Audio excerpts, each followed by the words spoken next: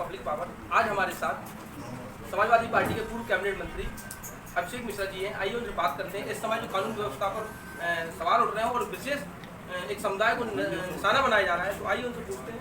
तो सर नमस्कार। इस समय जो उत्तर प्रदेश की जातिवाद राजनीति चल रही है और विशेष समुदाय को निशाना बनाया जा रहा है, तो उसमें आप क्या कहेंगे? देखिए, बहुत ही घोर निंदनीय है कि आज एक व्यक्तिगत एक समाज में एक स्पेसिफिक वर्ग में ये भावना बन रही है कि उनको टारगेट किया जा रहा है, उनको विक्टिमाइज किया जा रहा है, उनको आइसोलेट किया जा रहा है, उनको आइडेंटिफाई करके उनके खिलाफ कार्रवाई की जा रही है।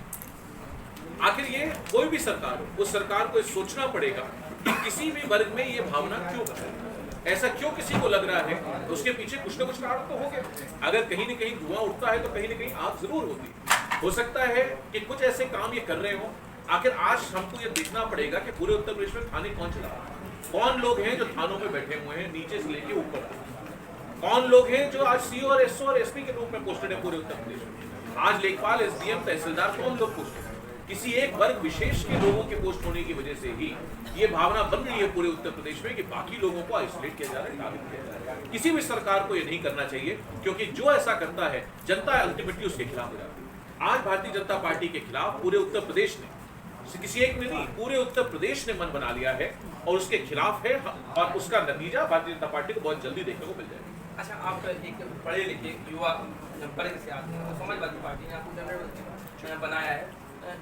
इस समय जो राजनीति ये उत्तर प्रदेश में जातिवाद की जो राजनीति है, ये कब खत्म होगी? देखिए, हम लोग हमेशा मर्यादा में जवाब देते हैं, इसलिए आपने देखा मैंने किसी का नाम नहीं।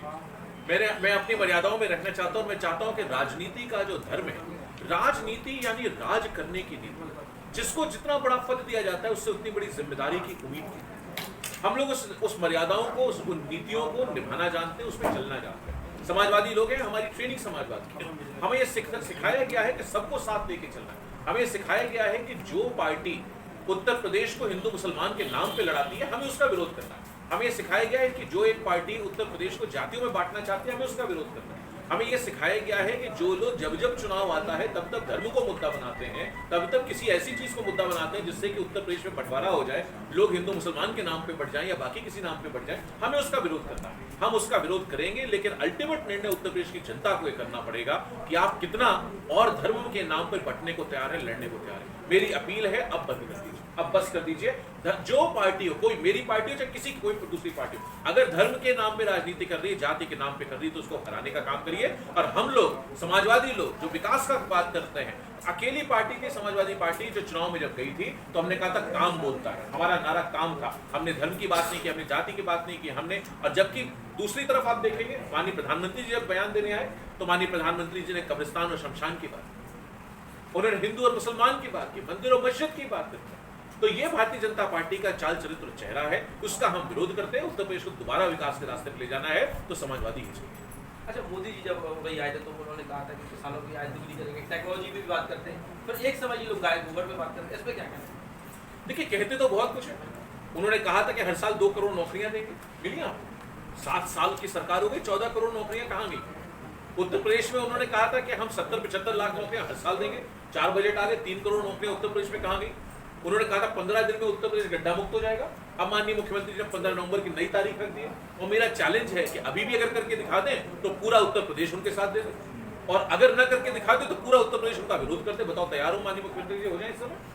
तो उन्हें कहना बहुत कुछ होता है। उन्होंने बताया था कि गन्ने का भुगतान 15 दिन के अंदर अंदर कर देंगे। आज भी गन्ने के 15,000 करोड़ रुपए का बकाया बाकी है। उन्होंने सुरक्षा की बात की थी। आप बताओ, एक ऐसी सरकार जिसमें कि एसपी पैसे के लिए गोली मरवा रहा है, गुजरात से आया हुआ अफसर है, और उसकी कोई कार्रवाई नहीं, उसकी अरेस्ट नहीं, और ऐसा कभी हो ही नहीं सकता। एक ऐसी सरकार जिसमें आईपीएस अफसर ने लिख करके करप्शन का चार्ज लगाया।